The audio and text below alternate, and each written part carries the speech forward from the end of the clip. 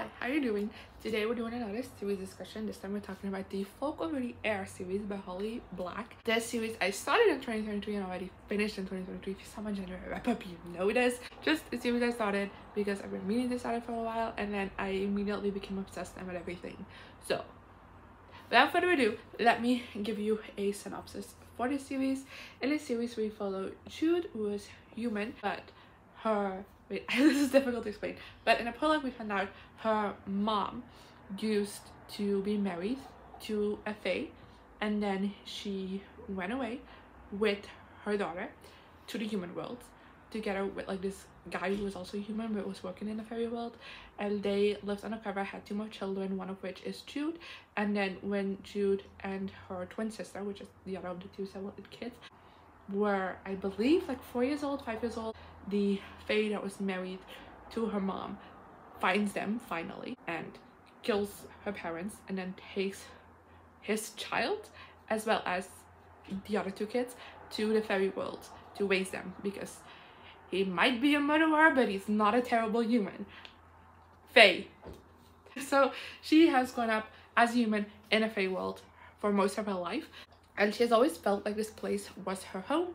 But sadly enough, the fae her age and older even don't make her feel that way, like this is her home, and constantly make her feel like she's less than. And she wants to climb up in power to prove that she does belong, and it's not just because she doesn't have fae abilities that she isn't able to, like, you know, deserve a place in this world. That's a terrible synopsis actually, but the actual synopsis of this book is extremely vague, so I don't feel like going into any more details for this book because I feel like it might spoil things. This is set in the same world as the Modern Fairy Tale series, which I have also recently done a series discussion for. This series does technically spoil that series, so if you want to read both, I do recommend reading them in order. But this takes place like several years after Modern Fairy Tale series and in a different aspect of the fairy world, so it's not important to have read that for going into this book. But if you want to read both, this does support that. My review doesn't. You're fine here. Let's go into my ranking of this series. Like always, I'll go from my least favorite to my favorite. My least favorite is The Cruel Prince, then we have The Queen of Nothing, and my favorite is The Wicked King. But I loved all of these books, so that ranking means nothing essentially. Let's just go into my individual reviews so you know why they ranked the way they are. Starting off with the first book in this series, The Cruel Prince, which I gave 5 out of 5 stars to. I immediately loved the writing and the world in this book, which is no surprise because those are the 2 elements that I really love in Modern Fairy Tale series, and the rest I wasn't the biggest fan of, but those 2 aspects, like, I absolutely loved throughout all 2 of those books, so I expected them to carry over into this book as well. And it did at this point, even though, like I said before, in a very different part of the world, I still loved it. And we have this court setting in this book, which I always love court settings in my fantasy novels, so I absolutely had a blast with it in this one as well. I thought it also shows such a different side to it and a very interesting side to it, and I really loved how it was incorporated into the story. I also absolutely adore Jude.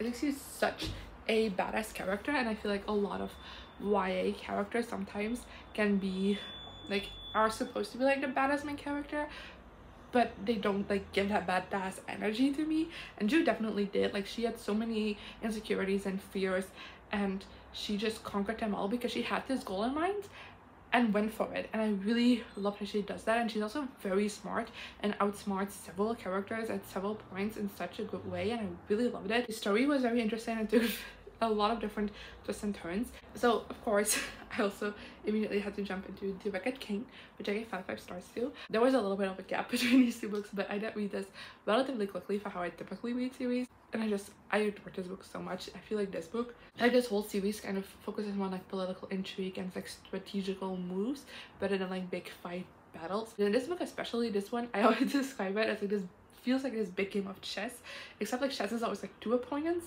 And you do think when you start this novel there's like 2 big opponents, but then as it continues and things get revealed, like different opponents coming in from the sides and like taking moves that you never saw coming. And it's so brilliant, it's so smart, and it shows how smart Holly Black is as a writer, because to pull all of this off is so difficult, and she did it so well. It was so cleverly written, and I really love how it was done. Again, I adore Jude in this novel so much. I feel like this book especially shows off just how smart she is, and I loved it. This also goes more into Cardin's character. I feel like in the first book he is very much just kind of like the bad guy, but you can see that he has a bit of a tortured soul, you know. But then like in this book, I spent my time with him, I get to see more of his character, and I think he's such an interesting character as well. And then the romance get a little bit more developed between Jude and Cardin as well, and there's very tiny moments, but I ate them up because they were so good. And this one does end on a cliffhanger, so I immediately jumped into the last book because I could not wait. The Queen of Nothing, I also give 5 stars too. I completely inhaled at this book. I couldn't stop reading it. Every chapter it seemed like ended with like a cliffhanger, which wasn't the case. I would definitely chapter set in and end with a cliffhanger, but like there were so many things happening, and things kept happening and unfolding, and I was just like, oh my god, I need more, I need more, I need more.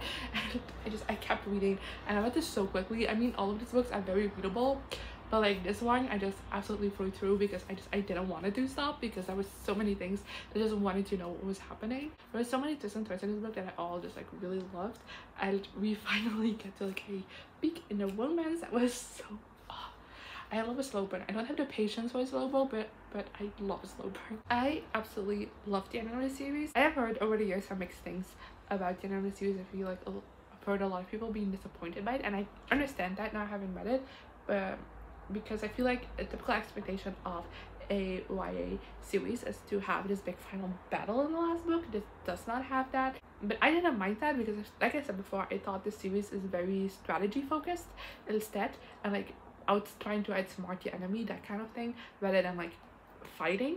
So to me, having an ending that is a big battle just wouldn't make sense for the rest of the series. I really enjoyed what ended up happening. I thought it was very clever, very well done, and it fits the series really well. Let's move on to my overall thoughts on the series. They're very quick and addictive reads. Like, I flew through all 3 of these books so quickly. Like I said before, I really love this world, and I love the court setting, especially for this series. It worked so well, and I thought Holly Black crafted it so brilliantly. I love how clever the series is, and how it's about outwitting your enemies and strategical stuff. I've said this before as well. I love that, and I feel like it's very, like I said, atypical for a YA series. It's why a lot of people were disappointed by the ending, I think. I'm not in their mind, but you know, when you go into a YA series, you have expectations, and this was very atypical from that, but I really enjoyed it. I thought it was very well done. I adored Jude. I'm not gonna go on another rant about how much I love her. I thought she was such an amazing character. I love the entire cast of characters, actually. Of course, it's like characters you're supposed to hate, and I did hate them. And I of course also loved the slow burn romance between Jude and Cardin. I feel like especially recently, when the series has gone viral on TikTok, the romance is like the big selling point, but the romance is extremely slow burn. And like I said before, I love a slow burn. I don't have a patience for a slow burn, I really don't, but I do come across like really slow burn romances every once in a while. Like every single time I'm like, damn, so good. This was no exception. I thought it was so well done, and especially from like the place these characters start off as, I feel like a slow burn was the right way to go. And yeah, in conclusion, I am obsessed. It was the surprise of the year already, because like I said before, I've not had the best luck with Holly Black in the past. Even though I've only heard amazing things about the series, I was a bit hesitant going into it, but I loved every single second of it, and I highly recommend it, especially if you are more into like the political intrigue strategy side of things. Like, you'll really enjoy this series. But yeah, if you read this series, let me know in the comments below what you thought of it. Feel free to go into spoilery details. I love discussing spoilery details. I just never do it in these videos because I want them to be accessible to as many people as possible, but I would love to discuss spoilers with you. If you want to, just leave a little spoiler warning at the top of your comments, so people who have not read this series but are watching this video know not to read your comments. And yeah, hopefully I'll see you right next time. Bye.